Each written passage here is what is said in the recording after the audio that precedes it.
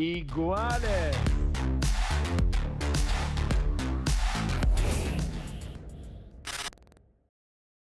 Hello everyone and welcome to another episode of Iguales, the official podcast of MUTUA Madrid Open. We have a wonderful guest today in here because we're joined by Jenson Brooksby. Thank you. First of all, welcome to Madrid. How are you feeling?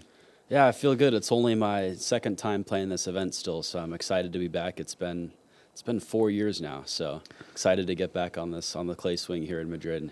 I saw you 4 years ago. Actually, when I started the podcast, I saw you play. So it's amazing to have you in here. Wanted to ask you first things first. When did you arrive to Madrid? Just like two days ago. 2 days ago. Yep. And what did you do when you arrived to Madrid? I mean, my flight was delayed like 3.5, 4 hours from Dallas, so I went straight to the hotel and then straight to the site and hit like 2 hours later. So a quick adjustment. And did you go out for dinner then at night or? Not yet. We didn't the first couple nights. We just had like a early dinner here and then went to the grocery store to get a little stuff. But tonight we're gonna go out.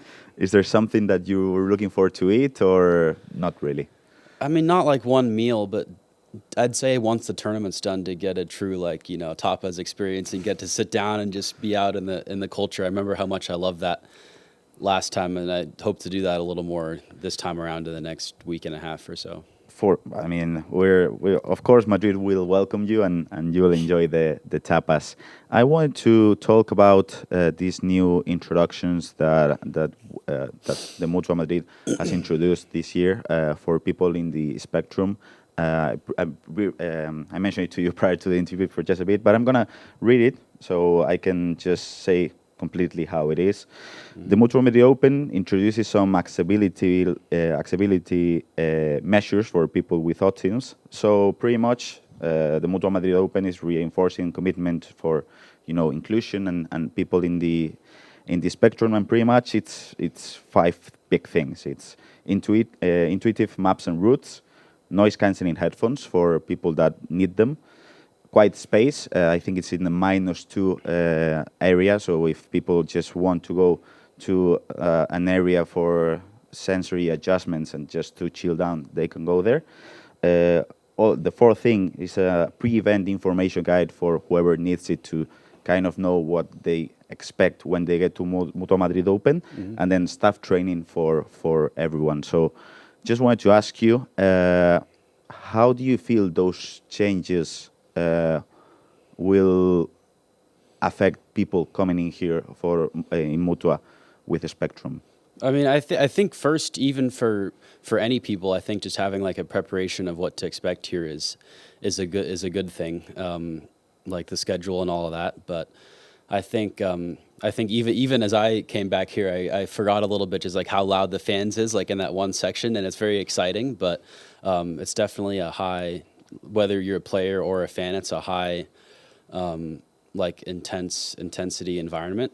So I think it's important to, especially if, the people in the spectrum really like to have quiet space. So I think that's big, and I think that'll be more enticing for them to even come out and watch more. So I think it'll help them. It should help get even more people out here, and I think that's a great thing. I saw the interview you gave last year, and of course, it got me to thinking how, for sure, the crowd sometimes, of course, it fuels you, but sometimes it can be too much when you don't expect it, I guess. Let's just say you arrive here and there are people, and maybe you were going to the training and you... Or if it's your first time or something, yeah. Yeah. So do you feel like during those years in the tour, you've adapted to it? Yeah, for sure. I mean, I think like any scenario, as you get more weeks of experience with it or more years of experience, I mean, you sure, like you said earlier, like you know what to prepare for, and I think the more we know what to prepare for and what to expect, we'll be more comfortable with it as anyone. But yeah, I definitely remember early on how I was a bit pretty uncomfortable in the first weeks or first time I had to do speeches in front of big crowds when I won an event or made finals when you're on the podium. But I'd say now it just feels like a part of my life, and I'm pretty comfortable with it, and I look forward to it if I get the chance. I'm sure it's that's a really good insight, and it helped me understand. Thank you. Specifically talking about Madrid and this week for you, how do you feel adjusting to the changes that Madrid requires the players to just perform on tour, even though it's clay? I mean, I think it'll be a little different for everyone based on where they came from the previous week.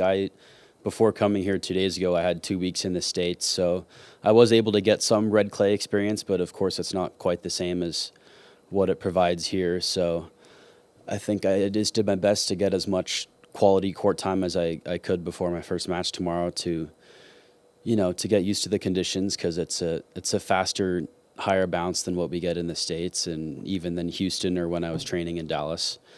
So like I knew to expect that at this point, because I've had a couple years of coming from US to Europe for the red clay. So I feel like I've done what I can pretty well, and I'm just looking forward to competing there tomorrow. We're looking forward to see you compete as well. I did want to mention, and I did want to talk about Houston last year.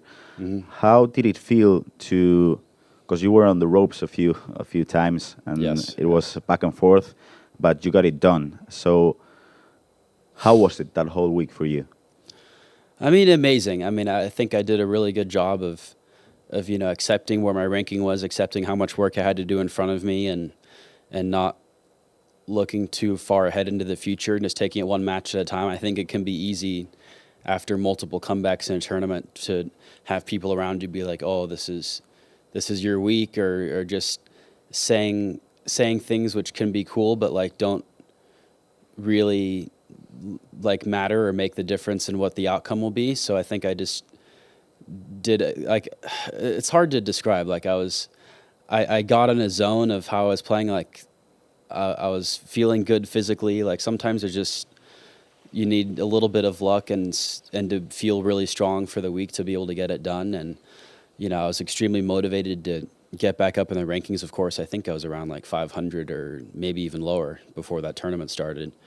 So I was really fired up to get back up and do all these events and this ranking, which I am now. So it was still, it's still the first title I've had to date. So it meant a lot to me. It was the biggest goal I'd had for my career leading up to it. And I remember how happy I was once I got it done. So it's a great week, and hopefully there's some more of those coming up. You mentioned in this answer how you were referring about how sometimes to get to that flow state, let's just say, sometimes it's your physique, sometimes it's even stuff that you can't count. So, and I had a chance to talk to Grigor Dimitrov about the flow state. Do you feel like to get into that flow state, you are in that flow state when it's happening or after it happens? That's a great question. Yeah, it's hard to define everything about like the flow state or being in your zone, or else you would do it a lot more, But